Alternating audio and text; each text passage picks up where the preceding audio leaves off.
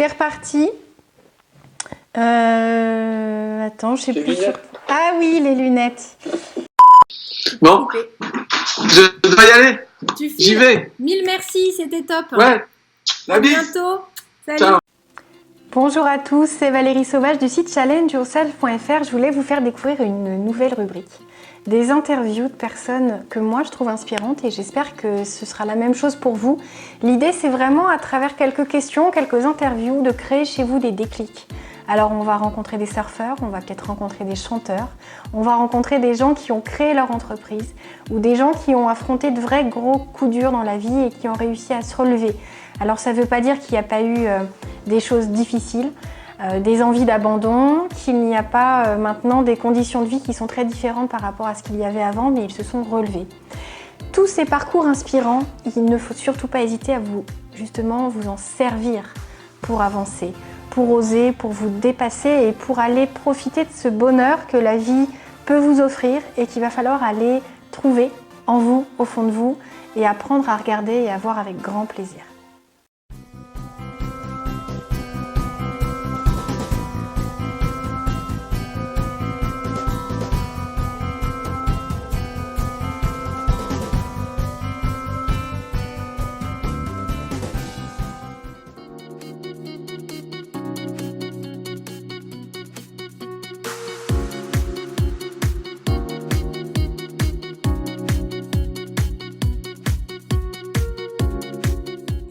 Bonjour Didier, pour ceux qui ne te connaissent pas, on va faire un bref rappel de ton parcours et sportif et professionnel parce que tu as poursuivi ta carrière tout en restant sur la même passion et c'est rare et ça peut faire rêver de nombreuses personnes partout dans le monde. Donc si j'oublie quelque chose dans ton parcours, surtout tu me le dis, mais je crois qu'il y a eu 14 sélections en équipe de France. Oui, exact. 4 fois champion de France. Oui. Champion d'Europe également? Oui aussi. Et puis je crois que ça s'est pas mal terminé aussi au championnat du monde. Je sais pas quel âge tu avais, mais tu as fini quoi? 7e? J'ai fini 7e en Californie à un championnat du monde en 1996. D'accord. Tu vois, c'est bien, tu rafraîchis ma mémoire et me rappelle tous ces beaux moments. Mais c'est vrai, ouais. Tout est vrai. Tout est vrai. Donc du coup, je crois que tu fais partie des surfeurs qui ont un palmarès vraiment complet, un des plus beaux palmarès. Je ne sais pas si entre-temps, avec les années, il y en a qui sont venus égaler la performance. Mais, Oui, il y a des surfeurs qui ont fait des carrières très longues. Bon, il y a Jérémy Flores, il y a Pauline Nadeau à noter dans le surf féminin qui a fait une exceptionnelle carrière aussi, qui a fait beaucoup de résultats. Donc c'est bien, ça fait plaisir que le système marche et continue, quoi. Oui, c'est bien. Je crois que tu l'as coachée aussi, Pauline. Oui, au Voilà. tout début de ma carrière de coach, c'est vrai que moi j'étais fraîchement encore un compétiteur dans l'âme. C'était très présent et je suis passé directement coach et j'ai très vite eu affaire à... J'ai eu le privilège de coacher très vite l'équipe de France. Grâce à mon passé sportif, j'ai intégré le staff et donc ça s'est assez vite fait, oui, effectivement, et c'était un très grand moment, quoi. Alors, Très grand moment. Qui est très beau, de l'autre côté de la barrière. Oui, ce qui est très beau, c'est que dans ta carrière, tu as réussi à vivre de ton sport, ce qui est quand même plutôt rare. Et tu as réussi à poursuivre ta carrière aussi dans ce même univers. Tu as toujours réussi à rebondir. Tu cherchais ces opportunités, tu étais vraiment aux aguets ou tu as l'impression qu'il y a une espèce de bonne étoile qui t'a toujours guidé là où il fallait, quand il le fallait? Le mot, ça serait le flow, quoi. C'est quand tu fais un truc par passion, que tu te poses pas des questions de... Mais enfin, tu as envie que ça continue, quoi. Voilà, c'est ça le truc, hein. Tu prends une vague, tu veux qu'il y ait une vague de plus et tu sais pas pourquoi et tu te retrouves au bout de 30 ans ou 40 ans à avoir pris... 250 000 vagues, quoi. Tu vois, c'est ça. Donc c'est un process, tu te mets dans un flow qui te fait du bien, tu veux répéter, reproduire, et au final, les choses s'imbriquent presque naturellement avec le moteur de la passion, et tu évolues dans ce que tu fais avec passion de façon naturelle. Voilà, pour moi, ça a coulé de source, quoi. C'est ce que je veux dire. Donc c'est vrai qu'il y a des moments où tu doutes, tu te dis, bon... il n'y avait pas de métier. Le métier que je fais aujourd'hui, il n'existait pas vraiment. C'était un truc accessoire dans les clubs. Il y avait des coachs ou dans les fédés, mais ils avaient tous, c'était des bénévoles où ils avaient un métier à côté.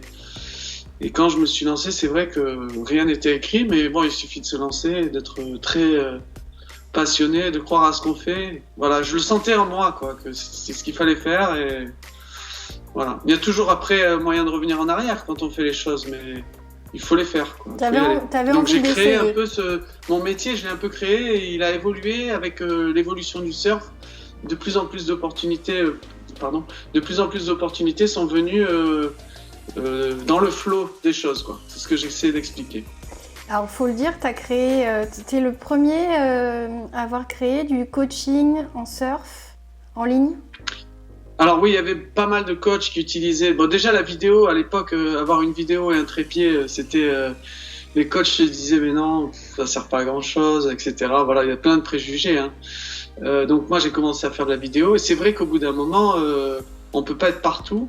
Et quand c'est venu naturellement, j'ai eu beaucoup de demandes et de surfeurs que je voyais pas tout le temps parce que à Hossegor c'est très saisonnier. Donc l'idée de faire de l'analyse en ligne est venue, d'analyser avec les moyens, l'évolution d'Internet, le haut débit, etc. On pouvait, comme toi et moi en ce moment, discuter et voilà, je pouvais expliquer avec les vidéos des surfeurs, leur donner cette chance pour ceux qui peuvent pas venir à Hossegor, se déplacer, avoir un coach près d'eux. Ça permettait de travailler à l'ombre et aussi quand on peut pas aller sur le spot, continuer sa passion. Ça permettait de prolonger un peu le plaisir d'entraîner. Et pour les surfeurs, ce moyen de continuer de bosser, même s'ils sont pas près de la plage ou s'ils ont pas un coach près d'eux sur leur spot. Voilà. Donc j'ai trouvé que c'était pas mal comme idée. Et maintenant, c'est devenu un peu... c'est vrai que ça évolue tellement vite, hein. Il y a des logiciels de coaching qui sont spécifiques pour les sports. Ils ont vraiment avancé dans le domaine. Et voilà, c'est devenu un standard dans tous les sports, quoi, ce coaching-là. Donc c'est super. Maintenant, j'ai des meilleurs outils. Voilà. C'est vrai que tu as initié la chose toi, en lançant la première... solution pour être coaché en ligne en surf. Et puis, tu as des outils qui viennent maintenant renforcer la chose. Il y avait des gens qui le faisaient déjà, mais en direct aussi. Parler comme on fait toi et moi en ce moment, c'était vraiment... ça n'avait pas été fait. Et en plus, pouvoir expliquer vraiment avec quelques outils, le screen share, etc. Donc, c'était la première fois, je pense. Et quand tu as lancé la chose, il y avait des sceptiques, certainement, des gens qui devaient ne pas trop y croire. Oui, voilà, les gens disaient que il n'y avait pas de demande en fait, qu'il y avait besoin d'un contact sur la plage, dans l'environnement. Mais en fait, déjà le surfeur est assez narcissique, il faut le savoir. Il aime bien se regarder, mais c'est vrai qu'il y a une grosse différence entre se voir surfer et qu'un coach vous regarde surfer. Donc finalement, ça a bien marché. Et les surfeurs sont très demandeurs de progrès. C'est très très dur de progresser en surf dans un environnement complètement changeant. On n'a pas le terrain de tennis pour répéter nos bases, etc. Il faut des fois attendre plusieurs jours pour avoir les bonnes conditions. Donc... Alors j'avais une question à te poser. Le stress dans le sport de haut niveau, on sait que des fois c'est très intense, c'est très paralysant. Est-ce que toi tu l'as vécu ? Oui. J'ai vécu des situations de stress intense, de détresse même. C'est vrai. Parce qu'on se sent lourd, on se sent pris par la situation, on se sent incapable de... Enfin, c'est horrible, hein. C'est comme si on est dans un mécanisme, un cercle vicieux qui amène à la défaite, quoi. Et voilà, donc tout sportif connaît ça. Et c'est ce que je disais tout à l'heure, il faut apprendre que le stress, il doit être là. Il faut pas faire une montagne, lui donner plus de place que ce qu'il devrait avoir, lui laisser sa place dans le package qu'on est, et voilà, et apprendre à vivre avec lui pleinement, parce que sinon, il y a une mauvaise relation avec ce stress, et souvent, ça finit par partir en sucette. Donc je voulais te poser la question de la pression. toi, la pression, tu l'as ressentie. Et comment tu as réussi à la gérer? Tu avais des astuces?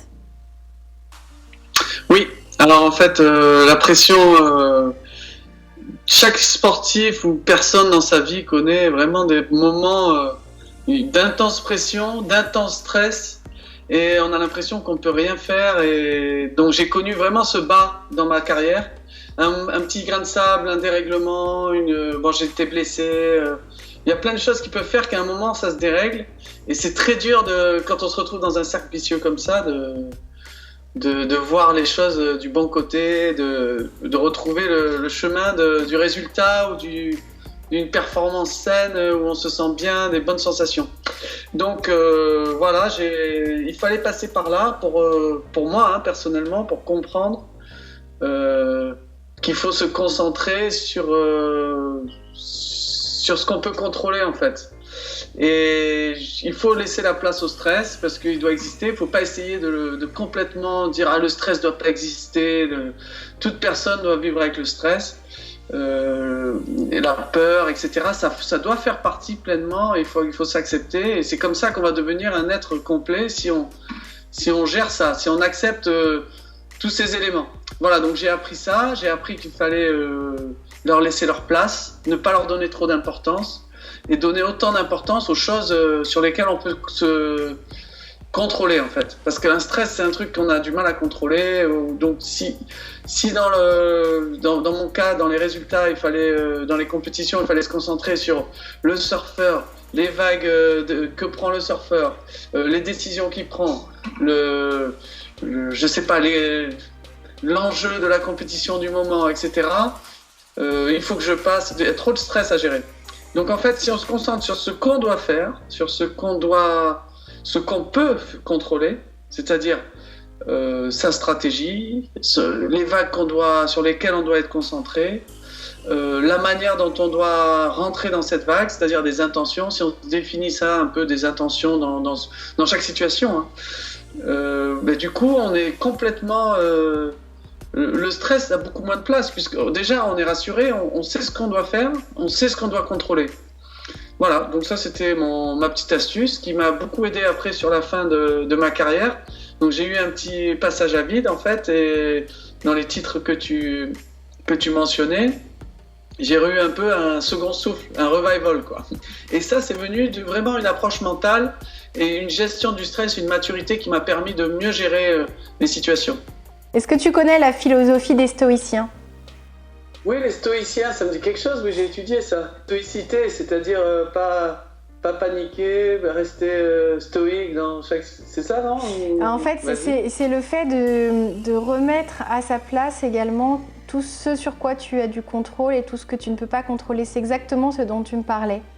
Voilà, c'est même utilisé finalement pour apprendre à être plus zen, pour apprendre à relativiser les choses.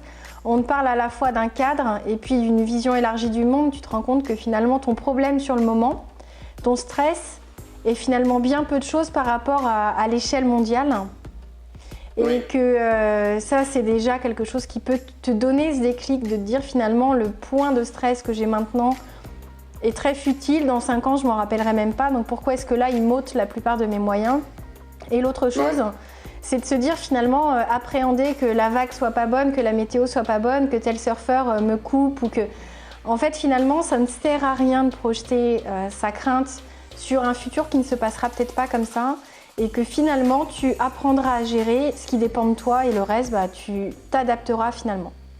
Donc, ça te plaira. Exactement. Va regarder Marc Aurèle, Épictète, ça te plaira beaucoup. Je découvre que les surfeurs sont philosophes, c'est très bien. Bon. Donc la pression, finalement, toi, tu l'as sentie notamment quand tu as eu justement un creux dans ta vague de carrière. Oui. Mais par contre, quand tu étais au top, tu n'avais pas cette pression qui était là de te dire justement, je dois maintenir mon titre? Non, c'est tellement bon d'être au top, c'est tellement un plaisir de pouvoir se libérer. Moi, ça me libérait d'être... en fait, j'ai appris que plus il y avait de pression, plus j'aimais résoudre ce problème en fait et relever ce challenge. Donc pour moi, c'était une occasion de me transcender, de devenir meilleur, d'avoir le edge sur les autres. C'est un truc qu'on utilise, que mon pote, un des copains que j'ai, qui joue au poker, il me dit c'est important d'avoir le edge. Et en surf, c'est pareil, c'est comme Kelly Slater, le surfeur le plus titré. Je me compare pas du tout à lui, mais j'admire chez lui cette capacité à toujours avoir le edge, le coup d'avance, la compréhension. Il voit les choses que les autres voient pas. Et moi, je m'entraîne à ça. Je m'entraînais à ça à mon niveau, à être plus attentif à comment va évoluer la marée, plus attentif. Voilà, être attentif à tout ça, ça permet d'évacuer le mauvais stress et d'être stressé sur. Je me stressais sur ces trucs-là en fait. Et c'est pas vraiment un stress, c'était un plaisir de relever un challenge et d'être meilleur que les autres. Et donc quand on a goûté à la victoire, bien sûr, on essaie d'en avoir plus, quoi. C'est comme l'histoire de la vague de plus. Donc toi, tu avais un stress qui était plutôt positif et c'était une émulation plus qu'une action paralysante. Oui. Donc finalement, j'ai vécu des situations de stress, mais très peu par rapport à toutes les situations. J'ai réussi à vraiment donner le meilleur de moi-même, en fait. Et le résultat, c'est vrai que c'était un point, mais pour moi, c'était plus donner le meilleur de soi-même, être en contrôle de ce qu'on peut faire du mieux qu'on peut. Et au final, le résultat, c'est sûr qu'on préfère gagner, mais des fois, on a beau avoir tout fait, il y a des éléments qui font que même si on a fait tout de façon juste, on va pas gagner. Et des fois, on peut avoir fait moins bien, de façon moins bien certaines choses, et on va finir par gagner. Et là, on est là, ouf, dans sa tête, on dit ouais, j'ai vraiment de la chance là, parce que donc au final, il faut donner une importance au résultat, mais c'est surtout au process. Le process fait moins stresser que de dire je dois gagner. Non, on verra bien ça. Voilà. Tu donnes tout et puis tu attends de voir le résultat, mais tu ne mises pas que sur le résultat. Je suis très attentif et très rigoureux à prendre le maximum de la situation présente, de maximiser ce que je peux faire pour contrôler ce que je peux contrôler et d'avoir la bonne stratégie. Et après, les choses se font chemin faisant, quoi. Il faut pas être parce que le résultat, oui, il viendra des fois par une bonne ou une mauvaise surprise, mais il faut tout faire pour avoir le résultat, pas vouloir le résultat à tout prix. Enfin, je sais pas comment m'exprimer, mais non, mais c'est plutôt clair. Et finalement, ton expérience et ton regard sur le stress, sur les occasions, sur ce que toi tu as vécu, ça s'applique aussi à tout. À la vie en général, au milieu du business. C'est vraiment quelque chose, finalement, si tu restes tétanisé, englué dans ta peur, que tu n'oses pas y aller, que tu ne vises que le résultat et que le chemin est que souffrance, finalement, si tu n'as pas le résultat, tu te retournes en disant « mince, j'ai quand même perdu du temps, j'ai fourni beaucoup d'efforts ». Alors que si tu recherches du plaisir aussi sur le chemin, eh bien, tu te dis que même si tu n'as pas le résultat, t'en sors quand même quelque chose. Oui, parce que c'est une passion à la base, faut pas perdre ça de vue. On fait ce qu'on aime, voilà. Donc pour moi, c'était, je l'aurais fait si c'était à refaire. La première fois où j'étais sponsorisé, dans ma tête, je me dis mais je pourrais le faire gratuitement. C'était un bonus, quoi. Parce que je perds pas de vue que ma passion c'est le surf. Mais alors maintenant, ça change tout ça aujourd'hui. Quand j'explique ça à des gamins. Il y a des sponsors incroyables. Bon, bref, c'est un autre sujet. Mais en tout cas, oui, il faut prendre plaisir dans le moment présent. Il faut essayer de faire ce qu'on peut, du maximum qu'on peut avec ses capacités, ce qu'on a appris, ce qu'on est, ses forces, ses faiblesses. Parce que même les faiblesses, elles guident, comme on disait tout à l'heure, la peur, ça peut aider. Voilà. Et quand on donne le meilleur de soi-même, on ne peut pas être déçu de... On a fait ce qu'on a pu, quoi. Voilà. Ça évite les regrets. Tout le monde n'a peut-être pas les mêmes moyens. Donc voilà, Kelly Slater, il peut me battre 50 fois. Je serais content quand même si j'ai donné le meilleur de moi-même. Et que je l'ai un peu poussé à lui à aller chercher à avoir son edge. Voilà. Je crois que Kelly Slater a fait la préface de ton livre, d'ailleurs. Oui, très sympa. Moi, c'est un grand, hein. C'est le GOAT, on l'appelle le greatest of all times. Donc c'est le meilleur dans pratiquement tous les sports. Il n'y a pas un mec qui a eu un mental comme ça. Et voilà, je pense qu'il réfléchit beaucoup sur la technique. Ça serait un coach magnifique parce qu'il a tellement d'expérience. Il pourrait être facilement un très bon coach. Donc je ne sais pas s'il nous réserve ça pour après sa carrière. En tous les cas, c'est un gentleman, il a signé la préface du livre, il a beaucoup aimé de quoi en parler, les photos qu'on a mises avec mon associé. Donc je suis ravi, moi, c'est une grande fierté, quoi. Oui, puis je pense que c'est une reconnaissance aussi, et de ton parcours et de la personne, parce qu'il y a des gens qui, techniquement parlant, vont être très très bons, mais humainement parlant, quand on les fréquente, il y a quelque chose qui passe pas. Oui. Et avec toi, c'est compliqué que ça passe pas. Il faut se développer dans tous les domaines. Et beaucoup de coachs font l'erreur de parler que de technique, alors que ça revient à ce qu'on disait tout à l'heure. Le surfeur avec un grand S, c'est quelqu'un de beaucoup plus que la technique. C'est quelqu'un de complet.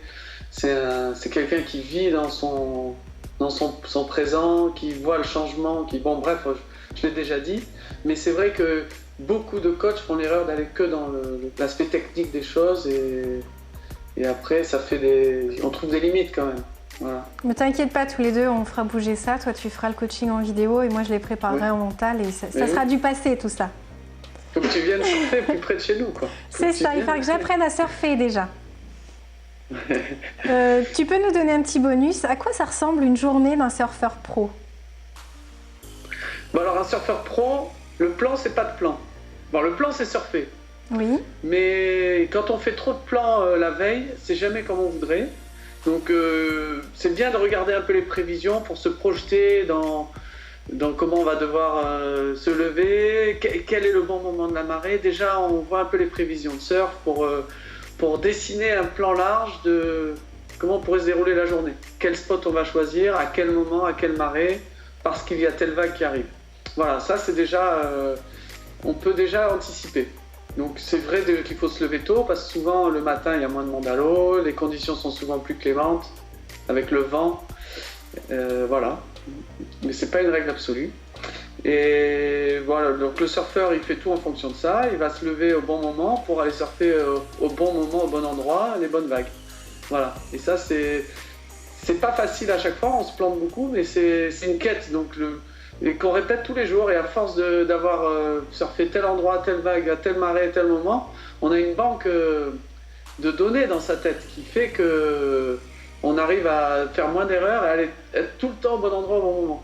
Comme un chasseur, un vieux chasseur qui trouve tout le temps, ou un pêcheur qui arrive tout le temps à pêcher le poisson et l'autre qui arrive jamais. C'est un truc, c'est un travail, c'est un long process. Donc la journée type, elle se résume à essayer de chercher d'être au bon endroit au bon moment pour prendre le maximum de plaisir, cette vague de plus dans les meilleures conditions possibles.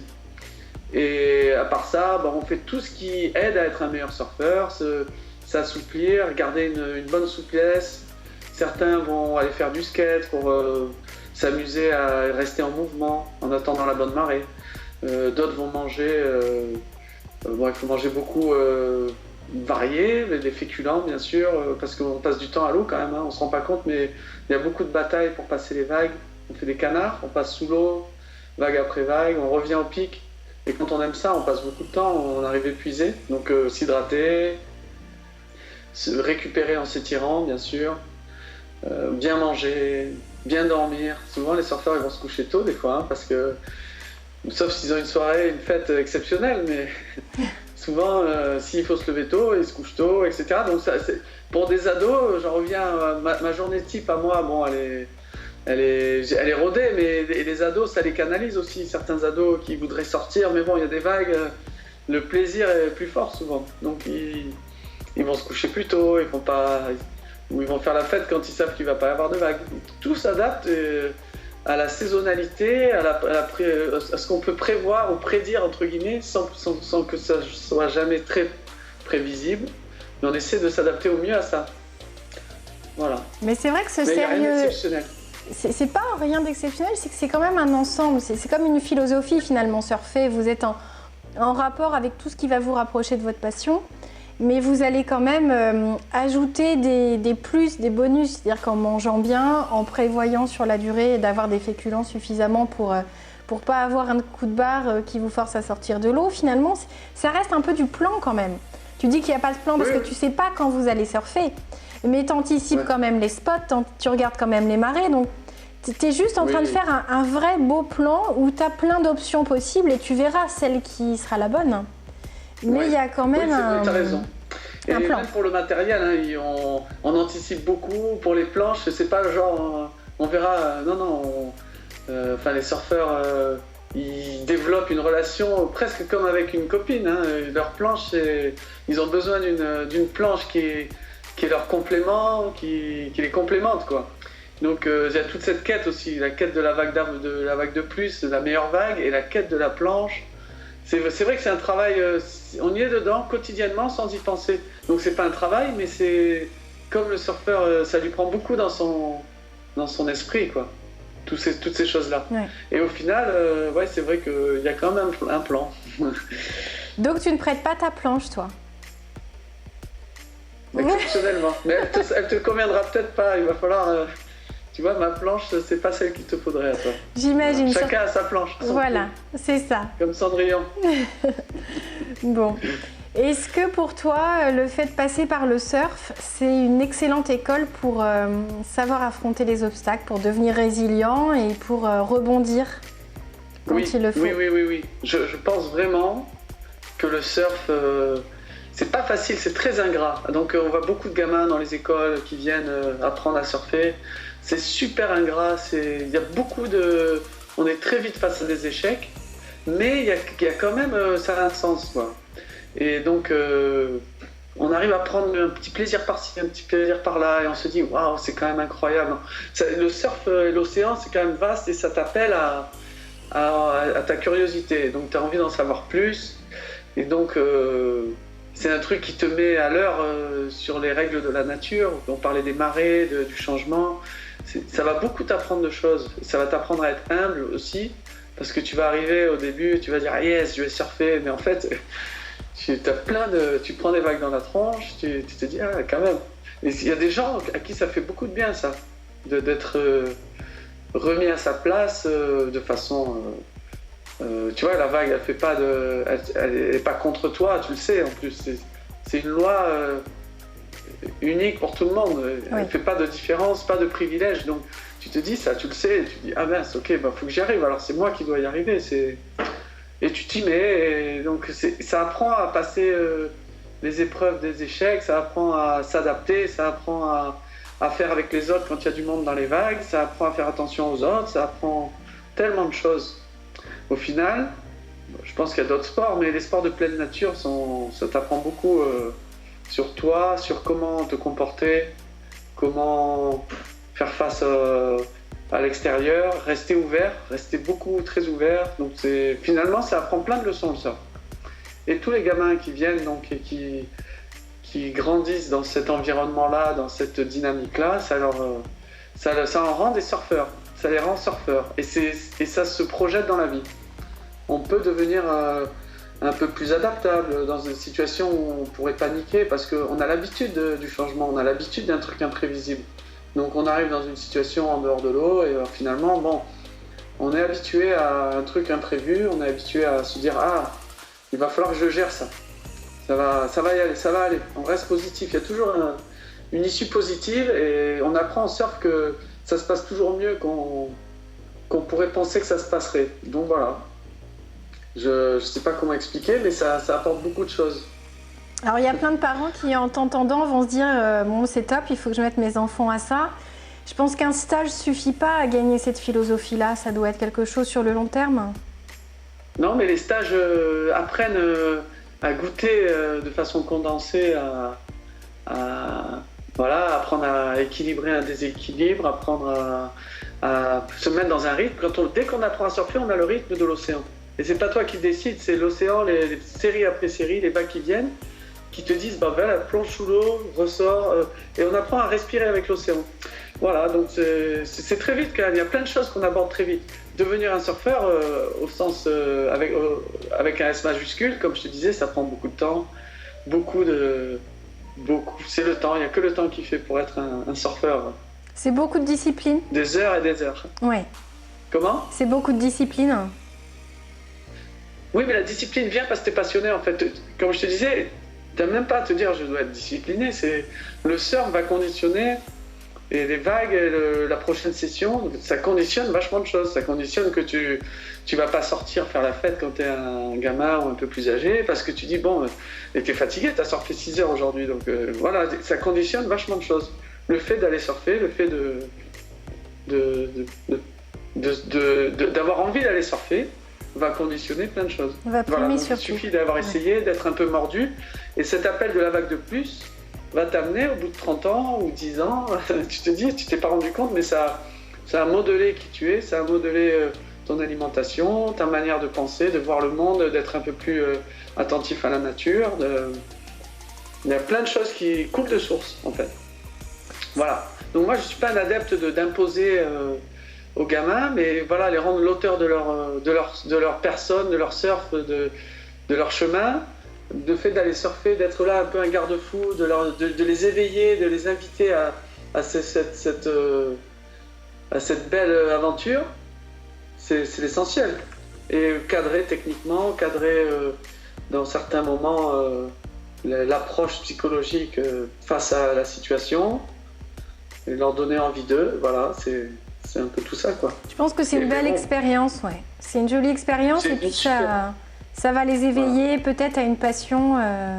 Bon, quand on habite à Rennes, c'est plus compliqué. C'est totalement libre. Le terrain de jeu, c'est la planète. Parce que quand on a la chance de pouvoir voyager, au bout d'un moment, on va vouloir voyager. Le terrain de jeu de notre plage ne suffit pas. Donc on va à la plage d'à côté, on va en Bretagne, on va n'importe où, quoi. Et voilà, il n'y a pas de limite. C'est pas un terrain de tennis, c'est pas le surf. Il y a une surf culture qui t'invite à aller découvrir l'Australie, comment ils surfent, comment ils voient les choses, quelles planches ils utilisent, quelle plage ils ont. C'est pas les mêmes que chez toi, donc tu n'arrêteras jamais d'apprendre en surf, tu n'arrêteras jamais de progresser. Kelly Slater, il a plein à apprendre, même lui. On lui dira. Voilà. Moi, si j'ai voulu faire une vidéo avec toi, c'est parce que je trouve que justement, c'est une telle métaphore, tout ce que tu as pu vivre dans le surf, que ça représente vraiment tout ce qu'on peut ressentir quand on crée une entreprise qui doit être une passion comme toi, le surf est ta passion, et qu'on doit y mettre un maximum de plaisir, et que finalement, cette absence de discipline obligatoire vient de cette envie très forte. Et quand on a sa société et qu'on travaille 12 heures, 16 heures, 18 heures par jour, c'est aussi poussé par cette envie de faire ce qu'on a envie de faire, d'aller toucher ses rêves. Et je trouve qu'on le visualise beaucoup plus quand tu parles de vagues, quand tu parles de ton sport, mais que finalement, dans le monde de l'entrepreneuriat, c'est exactement la même chose. Et pas que, ça peut être des fois d'aller vivre à l'autre bout du monde. Et finalement, si on arrive à oser, si on arrive à essayer et de se dire pourquoi pas moi, je vais essayer, comme tu disais, le retour en arrière est possible, mais au moins on l'a fait. Oser, c'est progresser. C'est une phrase que je dis très souvent dans les entraînements. Et il doit y avoir des échecs pour changer de peau et devenir une personne un peu plus forte. Mais même dans une situation d'un salariat, dans une entreprise, en osant enfin, il y a un cadre bien sûr, mais en osant se remettre en question, en allant pousser, se bousculer soi-même, on peut devenir meilleur que notre meilleure version, en fait. Voilà. Et c'est dans tous les domaines. Je pense que oui, c'est une métaphore qui peut s'appliquer à tous les domaines. Oser, c'est progresser. Et le changement, ce changement-là, cette progression vers un changement, c'est une promesse de plein de choses. Et l'erreur de beaucoup de monde, c'est de se dire tout va bien, j'ose pas. Donc on reste dans un cadre, mais en fait c'est un système qui est fermé et qui ne va pas se nourrir de plein de choses. Et en l'ouvrant, ce système, en laissant rentrer des choses, en s'ouvrant à ça, on a plein de surprises qui arrivent, quoi. Voilà. Et on avance on est dans un flow qui fait que voilà. Mais même sans avoir à voyager à l'autre bout de la planète, c'est une discipline mentale de se dire rester ouvert, quoi. Rester ouvert à un changement, à apprendre un truc de plus, même qui n'a rien à voir avec ce que je fais là dans ma société, dans mon entreprise, mais ce truc de plus, on ne sait pas pourquoi, mais dans quelques temps, on va dire, mais bien sûr, c'était à ça que ça servait. Voilà, il faut rester très ouvert et on est là sur cette planète pas longtemps. On a toute la vie pour apprendre plein de choses, il faut rester très ouvert. Voilà. Il faut être curieux et puis profiter, voilà, et oser. Oui. Alors, je crois que tu avais envie de passer un message et c'était important qu'on le passe. Tu as un joli projet là en ce moment. On a parlé du livre que tu as déjà écrit, qu'on mettra en encart pour que tout le monde puisse le découvrir parce que c'est très bien à titre personnel et c'est très bien aussi pour faire des cadeaux. C'est vraiment un bel ouvrage. Et en ce moment, je t'en prie, en ce moment, tu as un projet. Oui. Et alors en fait, si tu peux nous en parler. Dans le surf évolue vers un surf de plus en plus spectaculaire, acrobatique. Les critères de jugement du surf ont évolué, hein, les planches aussi. On se retrouve avec des planches qui ressemblent à des skateboards, un peu plus fines, plus épais, plus courtes. Donc les surfeurs peuvent se permettre de... Et dans leur quête d'espace, ils ont décidé de ne plus rester sur la vague. Ils utilisent aussi au-dessus de la vague, l'espace qui est au-dessus de la vague, avec des manœuvres aériennes. Et mon projet, à moi, tout simplement, c'est de les aider à travailler hors de l'eau, puisque c'est très dur dans les vagues de répéter et d'avoir la chance des opportunités, la fréquence d'opportunités. Je leur propose de travailler hors de l'eau, sur des trampolines et dans une rampe de skate avec un airbag de réception, tout ce qui va être ces manœuvres et qui vont être importantes surtout pour les jeunes d'aujourd'hui, dans le futur. Ils sont obligés dans leur répertoire d'intégrer ces manœuvres-là et d'aller hors de l'eau, sortir de l'eau pour mieux y revenir.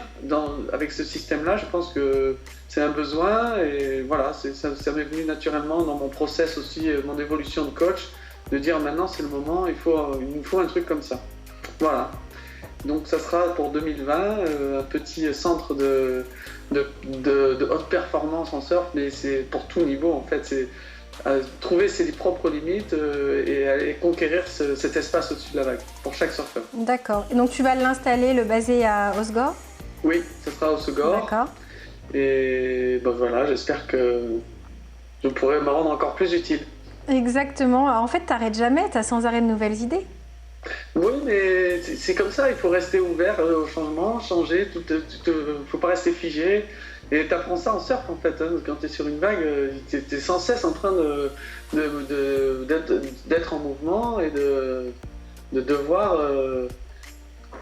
un peu faire la vague, quoi. Oui. Faire ce que dit la vague, mais aussi l'embellir. Voilà, donc moi j'essaie d'optimiser mon temps, j'essaie d'optimiser ce que je fais dans cette vague qui m'est donnée. En tout cas, tu es un très bel exemple et je pense que là, ça va inspirer beaucoup de personnes, pas que des surfeurs. Ça va donner envie à beaucoup de personnes de venir essayer un de tes stages. Oui, T'en proposes pour adultes aussi ?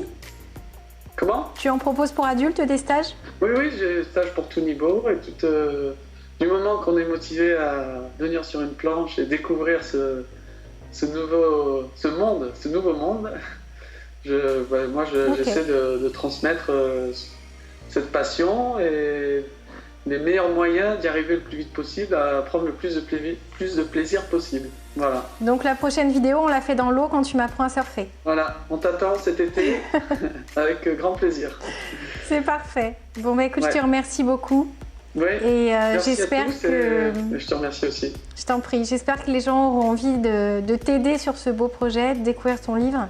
Et puis qu'ils s'inspireront de tout ce que tu as pu nous dire parce que c'est valable vraiment en tout. Moi, je suis vraiment une fervente adepte de tout ce qui est préparation mentale, que ce soit dans le monde du sport, là où on est un petit peu plus ouvert à la chose, mais aussi en tout, parce que ça permet de se dépasser, ça permet d'oser, ça travaille ses peurs, ça permet de les apprivoiser et puis finalement de se rendre compte que derrière ces peurs, il y a les plaisirs les plus intenses, que sans peur, finalement, on ne vit pas grand-chose. Tout à fait. Tout à fait. On se dit à très bientôt. Tu as un site, didierpeter.com. Oui, voilà, vous pouvez aller visiter et regarder un peu ce qu'on fait. Et voilà, il y a un lien vers l'école de surf que j'ai à Osgore. Voilà, vous pouvez aller visiter un peu, voir dans quel cadre on travaille. Et on a de la chance, oui, c'est sûr. Donc voilà, on vous attend. Je te dis à très bientôt. Et puis si tu veux me retrouver sur le site, tu le connais, c'est www.challengeyourself.fr. Je te dis à très bientôt. Au revoir. Allez. Bisous, ciao. Bon, je dois y aller.